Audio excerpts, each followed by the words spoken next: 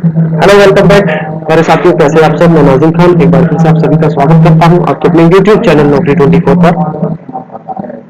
एक और good news आपके लिए, वो ये है कि हम आपके इस चैनल नौकरी 24 पर एक जीके की सीरीज स्टार्ट करने वाले हैं और उस सीरीज में प्रत्येक सब्जेक्ट के क्वेश्चंस होंगे और सब्जेक्ट वाइज होंगे।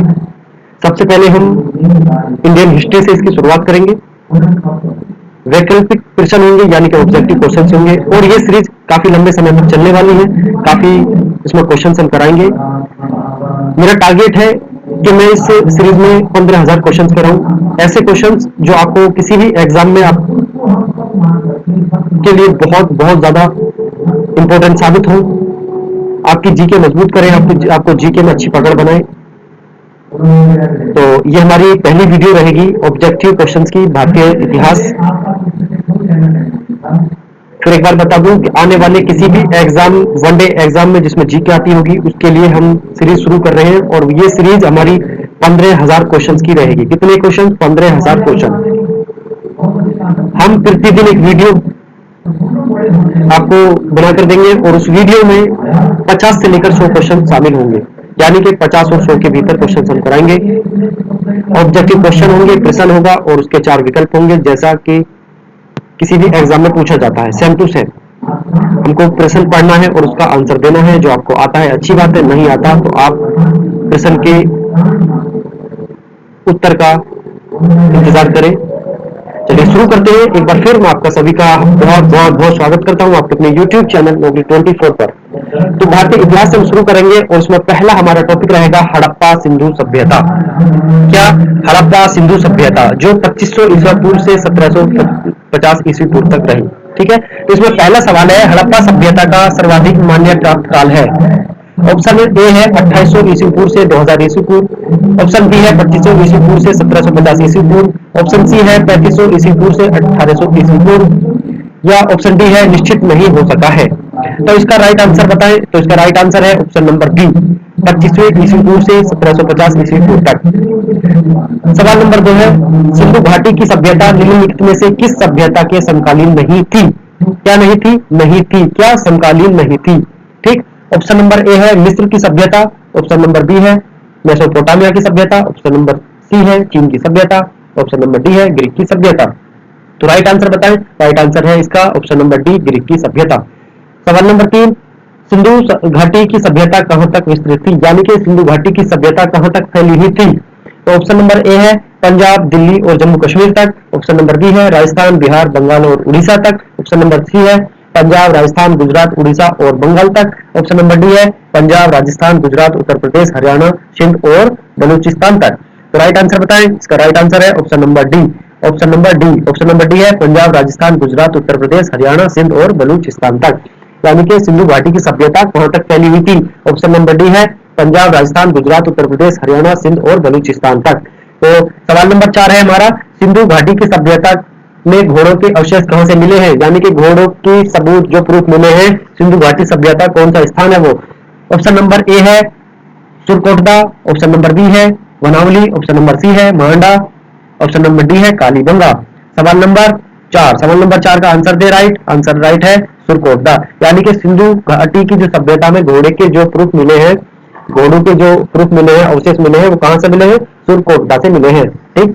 सवाल नंबर 5 है, सिंधु घाटी स्थल कालीबंगन किस प्रदेश में है? सवाल नंबर 5 है, सिंधु घाटी स्थल कालीबंगन किस प्रदेश में है? क्या? कालीबंगन। तो ऑप्शन नंबर ए है राजस्थान में। ऑप्शन नंबर बी है गुजरात में। ऑप्शन नंबर सी है मध्य प्रदेश में। ऑप्शन नंबर डी है उत्तर प्रदेश में। तो राइट आंसर बताएं प्रश्न नंबर 5 का। प्रश्न नंबर 5 का राइट आंसर है राजस्थान। सिंधु घाटी का जो स्थल है कालीबंगन प्रमुख स्थल है, बहुत फेमस स्थल है कालीबंगन। वो किस प्रदेश में है? राजस्थान में है। ठीक है, राजस्थान में है। राजस्थान की राजधानी क्या है? राजस्थान की राजधानी है जयपुर। ठीक है, चलिए सवाल नंबर 6। सवाल नंबर 6, निम्नलिखित में से किस पदार्थ का उपयोग हड़प्पा काल की मुद्राओं के निर्माण के मुख्य रूप में किया गया था? ऑप्शन नंबर ए सेल खड़ी। ऑप्शन नंबर बी है कांसा। ऑप्शन नंबर सी है तांबा। ऑप्शन नंबर डी लोहा। तो इसका राइट आंसर बताएं। छठे का राइट आंसर क्या है? राइट आंसर है सेल खड़ी। क्या? सेल खड़ी। सवाल क्या था हमारा? सवाल था निम्नलिखित में से किस पदार्थ का उपयोग हड़प्पा काल की मोहरों, यानी कि जो मोहर थी हड़प्पा काल की, जो मुद्राएं थी, उसके जो बनाने के रूप में किस पदार्थ का उपयोग किया गया था, तो वो था सेलखड़ी। ठीक है, चलिए सवाल नंबर 7 की तरफ चलते हैं। सवाल नंबर 7 है, हड़प्पा सभ्यता किस युग की थी? हड़प्पा सभ्यता किस युग की थी? ऑप्शन नंबर ए कांस्य युग, ऑप्शन नंबर बी नवपाषाण युग, ऑप्शन नंबर सी पुरापाषाण युग, ऑप्शन नंबर डी लोह युग। तो राइट आंसर क्या है इसका? हड़प्पा सभ्यता किस युग की थी? बताएं जल्दी, हड़प्पा सभ्यता किस युग की थी? कांस्य युग की थी। कौन से युग की थी? कांस्य युग। हड़प्पा सभ्यता कांस्य युग की थी।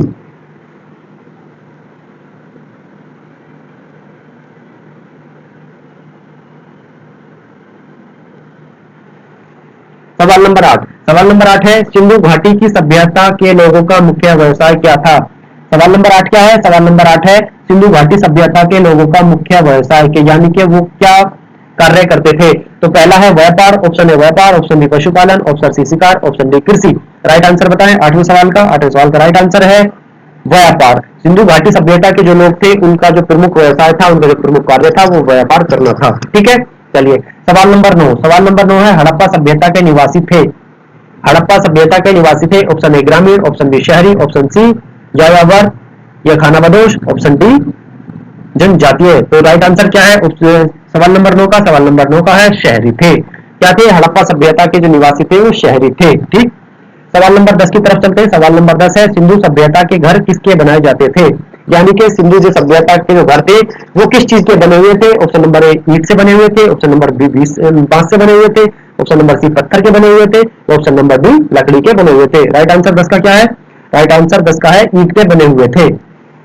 जो सिंधु सभ्यता के जो घर बनाए हुए थे, वो ईंटों के बने हुए थे। ठीक, अब सवाल नंबर 11 की तरफ चलते हैं। सवाल नंबर 11 है, हड़प्पा वासी किस वस्तु के उत्पादन में सर्वप्रथम थे? यानी कि सबसे ज्यादा वो किस चीज का उत्पादन करते थे? कौन? हड़प्पा वासी। ठीक, तो ऑप्शन नंबर ए मुद्राएं, ऑप्शन नंबर बी कांसे के औजार, ऑप्शन नंबर सी कपास, ऑप्शन नंबर डी जो। ठीक है, 11वीं का राइट आंसर बताएं। 11वीं का राइट आंसर हम बता देते हैं, ऑप्शन नंबर सी कपास के सर्वप्रथम उत्पादक, मतलब सबसे ज्यादा से जो मतलब सॉरी मेरा कहने का मतलब सबसे पहले जो उन्होंने उत्पाद किया था, वो क्या था? कपास का। हड़प्पा वासी किस वस्तु के उत्पादन में सर्वप्रथम थे? ठीक, तो कपास का। ठीक, चलिए 12वां सवाल है हमारा। 12वां सवाल है, निम्नलिखित विद्वानों में से हड़प्पा सभ्यता का सर्वप्रथम खोजकर्ता क्या? खोजकर्ता। खोजकर्ता कौन था? तो सबसे पहले हड़प्पा सभ्यता की जो खोज करी थी, वो किसने करी थी? ऑप्शन नंबर ए है sir John Marshall, option number B है R D Banerjee, option number C है A Cunningham, option number D है दयाराम साहनी। 12वीं का राइट आंसर बताएं। 12वीं का राइट आंसर है दयाराम साहनी। दयाराम साहनी कब करी थी? 1921 में करी थी। ठीक है, चलिए आगे चलते हैं। सवाल नंबर 13। सवाल नंबर 13 है, सिंधु सभ्यता का पत्तन नगर यानी कि बंदरगाह कौन सा था? सिंधु सभ्यता का पत्तन नगर बंदरगाह, क्या चीज? पत्तन नगर बंदरगाह कौन सा था? तो ऑप्शन नंबर ए है कालीबंगन, ऑप्शन नंबर बी है लोथल, ऑप्शन नंबर सी है रोपड़, ऑप्शन नंबर डी मोहनजोदड़ो। तो राइट आंसर क्या है? 13 सवाल का राइट आंसर है लोथल। लोथल क्या? लोथल, यानी कि जो सिंधु सभ्यता का पत्तन नगर बंदरगाह है, वो लोथल था। ठीक है, चलिए सवाल नंबर 14 देखते हैं। सवाल नंबर 14 है, पैमानों की खोज ने यह सिद्ध कर दिया कि सिंधु घाटी के लोग माप और किस चीज से? माप और तोल से परिचित थे। यानी कि पैमाना मिला था, सिंधु घाटी का जब खोज करी थी, उसमें अवशेष मिले थे, उन पैमाने मिले थे। ठीक है, तो उससे ये हमें साबित हो गया कि जो सिंधु घाटी के लोग थे, वो माप यानी कि नापना और तोलने से भी परिचित थे। तो ये खोज कहां पर हुई? यानी कि पैमाने की खोज। इस सवाल में कहा गया सीधा सीधा, तो पैमाने की खोज कौन से स्थान पर हुई? तो सवाल नंबर 1 है कालीबंगन, ऑप्शन नंबर 1 है कालीबंगन, ऑप्शन नंबर बी है हड़प्पा, ऑप्शन नंबर सी है चनहुदलो, ऑप्शन नंबर डी है लोथल। तो सवाल नंबर 14 का राइट आंसर बताएं। सवाल नंबर 14 का राइट आंसर क्या है? राइट आंसर है डी, यानी कि लोथल। लोथल क्या? लोथल। जो बंदरगाह है फेमस, पत्तन नगर बंदरगाह है सिंधु सभ्यता का लोथल, वहीं पर ही पैमाने की खोज हुई थी, यानी कि वहीं पर ही पैमाना मिला था। ठीक, चलिए अगला सवाल है हमारा 15वां। हड़प्पा कालीन समाज किन वर्गों में विभक्त था? हड़प्पा कालीन समाज किन वर्गों में विभक्त था, मतलब किन किन वर्गों में बटा हुआ था हड़प्पा कालीन समाज? ऑप्शन नंबर ए है शिकारी, पुजारी, किसान और क्षत्रिय, ऑप्शन नंबर बी है विद्वान, योद्धा, व्यापारी और श्रमिक। ठीक, तो राइट आंसर बताएं, दोनों में से राइट आंसर क्या है? राइट आंसर है ऑप्शन नंबर बी, यानी कि जो हड़प्पाकालीन समाज था, वो विद्वान, योद्धा, व्यापारी और श्रमिक वर्गों में बटा हुआ था। ठीक है, चलिए सवाल नंबर 16 की तरफ चलते हैं। सवाल नंबर 16।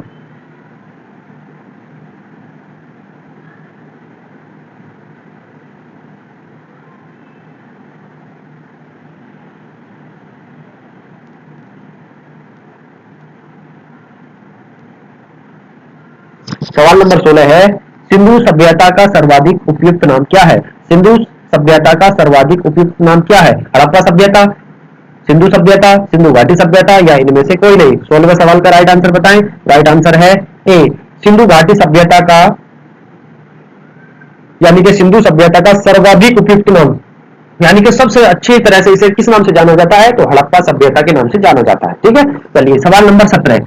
सवाल नंबर 17 है, निम्नलिखित में से कौन सा लक्षण सिंधु सभ्यता के लोगों का सही चित्रण करता है या करते हैं? ऑप्शन नंबर ए है, उनके विशाल महल और मंदिर होते थे। ऑप्शन नंबर बी है, यानी कि मतलब विकल्प दिए गए हैं, एक सेंटेंस दिया गया है, तो पहला है उनके विशाल महल और मंदिर होते थे। दूसरा है वे देवियों और देवता दोनों की पूजा करते थे। नंबर 3 है वे युद्ध में घोड़ों तथा खींचे जाने वाले रथों का प्रयोग करते थे। नीचे दिए गए कूट का प्रयोग कर सही कथनों को चुनिए, यानी कि अब ऑप्शन दे दिए गए हैं। इन ऑप्शन में है कि केवल दूसरा सही है, या केवल 1 और 2 सही है, या 1, 2 और 3 तीनों सही है, या इनमें से कोई नहीं। तो सवाल नंबर 17 है, सवाल नंबर 17 का राइट आंसर है ए, केवल दूसरा सही है, यानी कि वो देवियों और देवता दोनों की पूजा करते थे। ठीक है, ये आपका राइट आंसर है कि सिंधु सभ्यता के लोगों का सही चित्रण करता है, यानी कि जो इसके बारे में सिंधु सभ्यता के लोगों के बारे में सही बताता है। तो वो क्या था? वो दूसरी हमारी हेडिंग थी, वो क्या थी? वे देवियों और देवताओं दोनों की पूजा करते थे। सवाल नंबर 18 है, हड़प्पा सभ्यता की खोज किस वर्ष हुई थी? हड़प्पा सभ्यता की खोज किस वर्ष हुई थी? सवाल नंबर 18 है, ऑप्शन 1935 में, ऑप्शन नंबर बी 1942 में, 1901 में या 1921 में।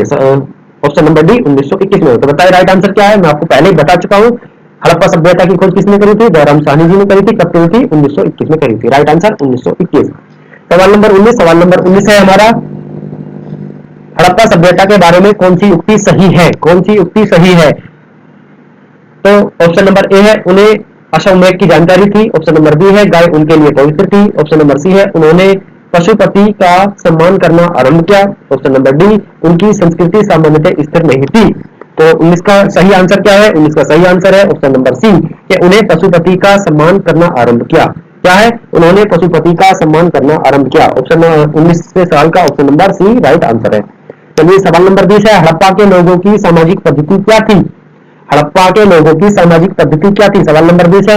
ऑप्शन नंबर 1 उचित समतावादी, ऑप्शन नंबर बी दार्शनिक आधारित, ऑप्शन नंबर सी है वन आधारित, या ऑप्शन नंबर डी है जाति आधारित। तो राइट आंसर क्या है? राइट आंसर है इसका ऑप्शन नंबर 20, सवाल नंबर 20 का ऑप्शन नंबर ए उचित समतावादी। उचित समतावादी क्या है? उचित समतावादी, यानी कि हड़प्पा के लोगों की जो सामाजिक पद्धति क्या थी? उचित समतावादी थी। सवाल नंबर 20 सोच के सवाल नंबर 21 की तरफ चलते हैं। सवाल नंबर 21 हमारा क्या है?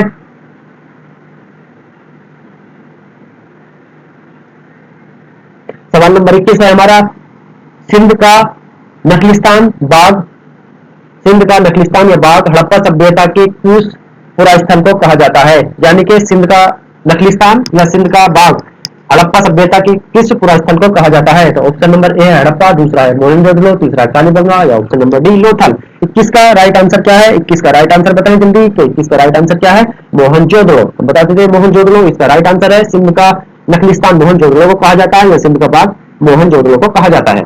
सवाल नंबर 22, सवाल नंबर 22 देखते हैं, हड़प्पा सभ्यता के संपूर्ण क्षेत्र का आधार किस प्रकार का था? यानी कि हड़प्पा सभ्यता का जो क्षेत्र था वो किस आकार का था? ऑप्शन नंबर ए वर्गाकार, ऑप्शन नंबर बी आयताकार, ऑप्शन नंबर सी त्रिभुजाकार, या ऑप्शन नंबर डी गोलाकार। ठीक है, तो राइट आंसर बताएं सवाल नंबर 22 का। सवाल नंबर 22 का राइट आंसर है त्रिभुजाकार, यानी कि वो इस शेप में था। कौन था? हड़प्पा सभ्यता त्रिभुजाकार शेप में थी। ठीक है, सवाल नंबर 23 की तरफ चलते हैं।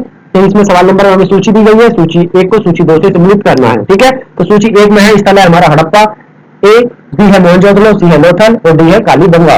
ए हड़प्पा के लिए क्या प्रसिद्ध है? मोहनजोदड़ो के लिए क्या प्रसिद्ध है? लोथल के लिए क्या प्रसिद्ध है? कालीबंगा के लिए क्या प्रसिद्ध है? ये हमें सम्मिलित करना है। तो हमारा कूट दिया गया है, ऑप्शन दिए गए हैं, option number A, option number B, option number C, option number D. ठीक है, तो इसमें कहा गया है कि हड़प्पा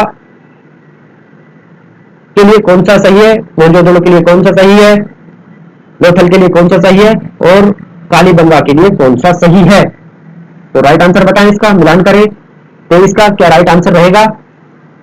तो मैं आपको बता देता हूं, हड़प्पा रावी नदी के किनारे है, मोहनजोदड़ो सिंधु नदी के किनारे है, लोथल बोगवा नदी के किनारे है, कालीबंगा घग्गर नदी के किनारे है। तो राइट आंसर क्या है? राइट आंसर ए है, कूट ए। ठीक है, चलिए क्या था इसमें, इसमें मिलान करना था हमें, तो इसका राइट आंसर ए।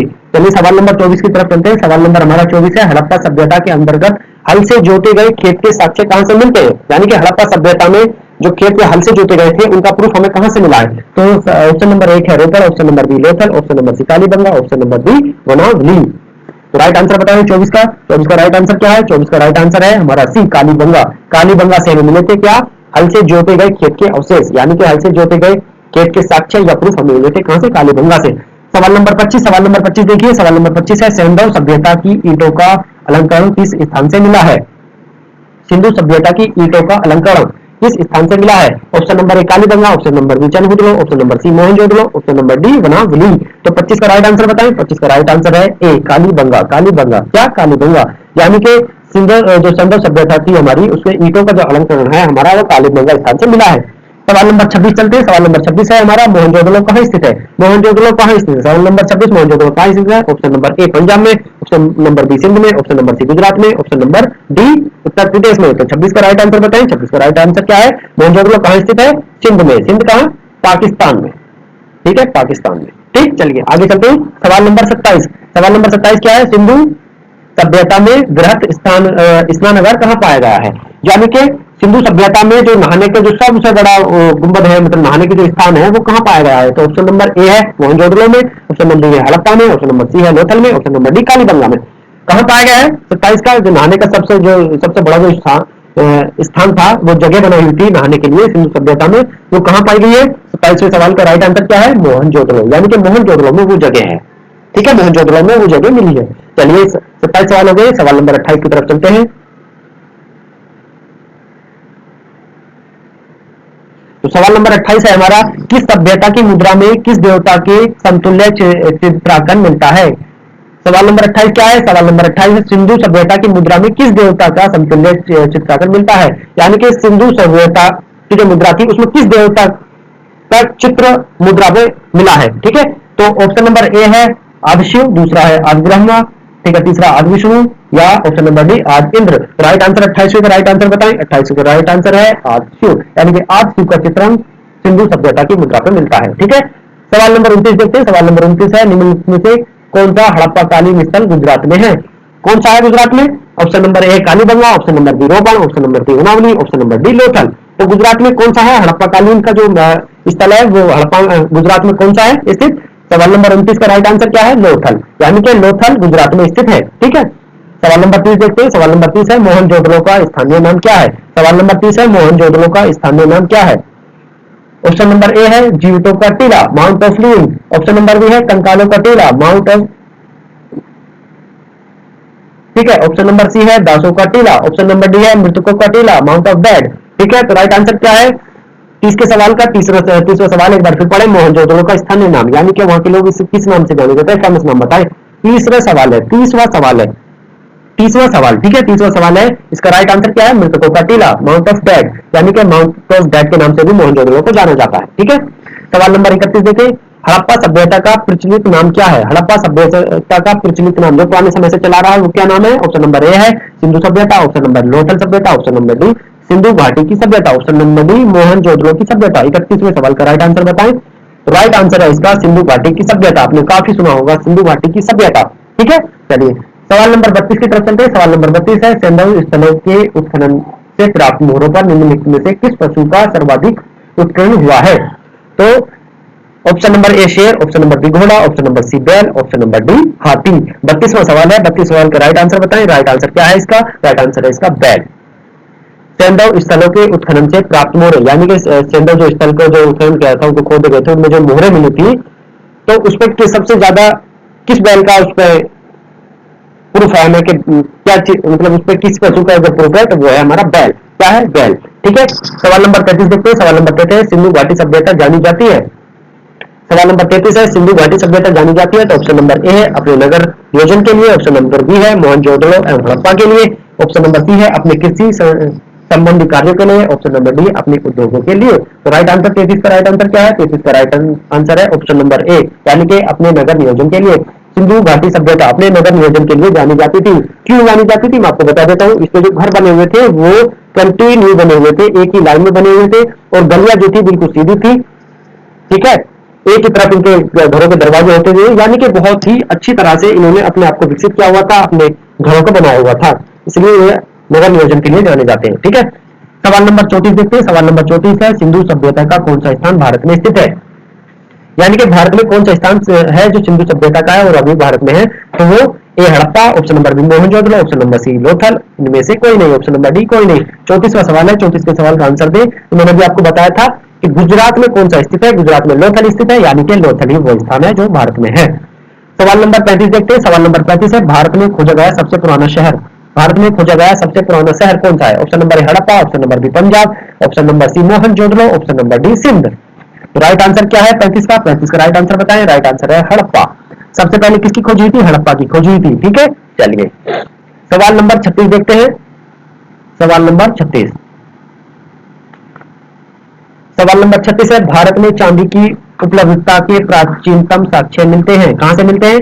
ए हड़प्पा संस्कृति से, ऑप्शन नंबर बी है पश्चिमी भारत के ताम्रपाषाण संस्कृति से, ऑप्शन नंबर सी है वैदिक संहिताओं से, या ऑप्शन नंबर डी है चांदी के आहत मुद्राओं में। ठीक है, तो 36 का राइट आंसर बताएं। 36 का राइट आंसर है ऑप्शन नंबर ए, यानी कि हड़प्पा संस्कृति में भारत में चांदी की उपलब्धता का प्राचीनतम साक्ष्य कहां से मिलता है? हड़प्पा संस्कृति में मिलता है। सवाल नंबर 37 देखिए। सवाल नंबर 37 है, सिंधु सभ्यता के बारे में कौन सा कथन असत्य है? यानी कि कौन सा कथन गलत है? क्या है? असत्य है। देखिए पेपर में सत्य और असत्य है या नहीं के बारे में बहुत अच्छी तरह क्वेश्चन को पढ़ ले। ये सवाल, ये जो सवाल होते हैं इस तरह के, इनके 99% गलत होने के चांसेस होते हैं। तो ये सबसे पहले ये देख ले कि क्या बोला गया सवाल में। तो सवाल में है, सिंधु सभ्यता के बारे में कौन सा कथन असत्य है, यानी कौन सा कथन गलत है? ऑप्शन नंबर ए है नगरों में नालियों की सुदृढ़ व्यवस्था थी, ऑप्शन नंबर बी है व्यापार और वाणिज्य उन्नत दशा में था, ऑप्शन नंबर सी है माता देवी की उपासना की जाती थी, ऑप्शन नंबर डी है लोग लोहे से परिचित थे। तो 37 का कौन सा विकल्प हमारा गलत है? 37वें सवाल का कौन सा विकल्प गलत है हमारा? तो ऑप्शन नंबर डी गलत है हमारा, लोग लोहे से परिचित नहीं थे। सिंधु सभ्यता के जो लोग थे वो लोहे से परिचित नहीं थे। ठीक है, चलिए सवाल नंबर 38 आ जाता है। सवाल नंबर 38 में फिर सूची दी गई है, पहली और दूसरी, तो उन सूची को एक से दूसरे में मिलान करना है और कूट बनाकर हमें विकल्प, सही विकल्प चुनना है। तो हमारा पहला जगह है सिंधु सभ्यता की उत्तरी सीमा, दूसरा है सिंधु सभ्यता की दक्षिणी सीमा, ऑप्शन नंबर सी है सिंधु सभ्यता की पूर्वी सीमा, ऑप्शन नंबर डी मतलब ये हमारा डी है सिंधु सभ्यता की पश्चिमी सीमा, यानी कि किस किस से लगती है। ठीक, अब हमें राइट आंसर इनका पता लगाना है और राइट आंसर देना है। तो 38 का राइट आंसर बताइए, सिंधु सभ्यता की उत्तरी सीमा किससे लगती है? 38 का राइट आंसर बताएं किससे लगती है? तो जो सिंधु सभ्यता की उत्तरी सीमा है वो मांडा जम्मू कश्मीर से लगती है। आप जब ऊपर देखेंगे, मैप देखेंगे, पढ़ेंगे इतिहास को, तब आपको पता चलेगा। तो इसका राइट आंसर बता देता हूँ, राइट आंसर इसका ए है। सिंधु सभ्यता की उत्तरी सीमा मांडा जम्मू कश्मीर से लगती है और दक्षिणी सीमा दोनोबाद महाराष्ट्र से लगती है, पूर्वी सीमा आलमगीरपुर उत्तर प्रदेश से लगती है, ठीक है, और पश्चिमी सीमा सुरकांडर बलूचिस्तान से लगती है। ठीक, 39वां सवाल है हमारा, मांडा किस नदी के किनारे स्थित है? मांडा किस नदी के किनारे स्थित है? 39वां सवाल है, मांडा किस नदी के किनारे स्थित है? Option number A Chenab, B Sutlej, C Ravi, D Sindhu. Right answer बताएं। राइट आंसर सी है। राइट आंसर क्या है? राइट आंसर ए है, सॉरी राइट आंसर ए है। मांडा किस नदी के किनारे स्थित है? मांडा चेनाब नदी के किनारे स्थित है। सवाल नंबर 40, सवाल नंबर 40 क्या है? सवाल नंबर 40 है, हड़प्पाकालीन स्थल रोपड़ पंजाब किस नदी के किनारे स्थित था? यानी कि रोपड़ पंजाब, हड़प्पाकालीन जो स्थल है रोपड़ वो पंजाब किस नदी के किनारे स्थित है? तो विकल्प हमारा ए चेनाब, दूसरा सतलज नदी, तीसरा सिंधु नदी और डी है हमारा रावी नदी। 40 का राइट आंसर बताएं। 40 का राइट आंसर है सतलज नदी के किनारे रोपड़ या पंजाब स्थित है। ठीक है, चलिए सवाल नंबर 41, सवाल नंबर 41 देखते हैं। हड़प्पा में एक उन्नत जल प्रबंधन प्रणाली का पता चलता है, कहां से चलता है? ए धोलावीरा में, बी लोथल में, सी कालीबंगन में और डी आलमगीरपुर में। क्या पता चलता है? जल प्रबंधन प्रणाली उन्नत। ठीक है, चलिए तो राइट आंसर क्या है? राइट आंसर 41 का बताएं। राइट आंसर क्या है 41 का? राइट आंसर है धोलावीरा में, यानी कि हड़प्पा में जो एक उन्नत जल प्रबंधन प्रणाली है उसका पता धोलावीरा में चलता है। ठीक है, चलिए सवाल नंबर 42 देखते हैं।